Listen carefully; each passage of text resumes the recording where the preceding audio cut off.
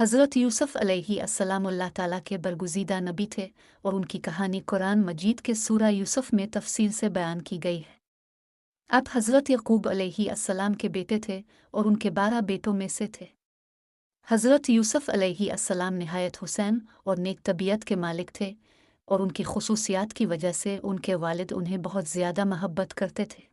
हज़रत यूसुफ़ अलैहिस्सलाम ने एक रात ख्वाब देखा कि 11 सितारे, सूरज और चांद उन्हें सजदा कर रहे हैं।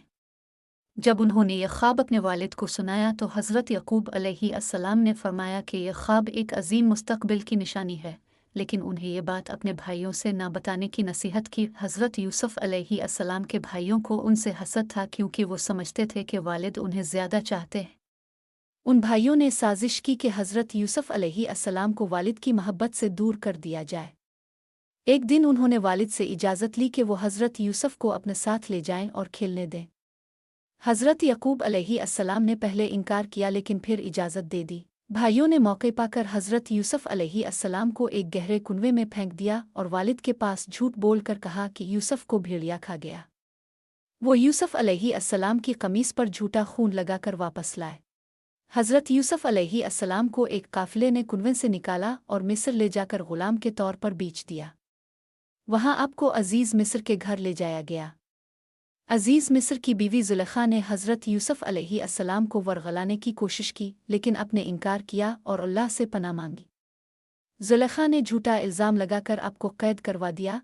कैद में हज़रत यूसुफ़ अलैहिस्सलाम ने अपने साथ कैद लोगों के ख्वाबों की ताबीर बताई और ये इल्म आपको अल्लाह ने अता फ़रमाया था।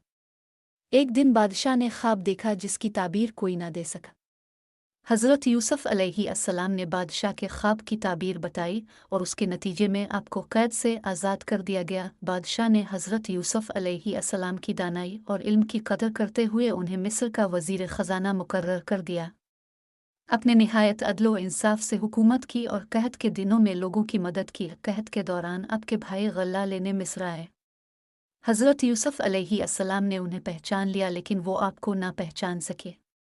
बाद में जब तमाम भाई आपके सामने आए तो हज़रत यूसुफ़ अलैहिस्सलाम ने अपनी पहचान ज़ाहिर की और उन्हें मुआफ़ कर दिया। हज़रत यक़ूब अलैहिस्सलाम और तमाम ख़ानदान को मिस्र बुलाया गया और वहीं खुशहाली से ज़िंदगी गुजारी।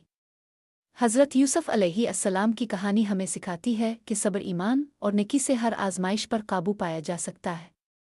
ये कहानी अल्लाह की कुदरत और अदल का बेहतरीन नमूना है।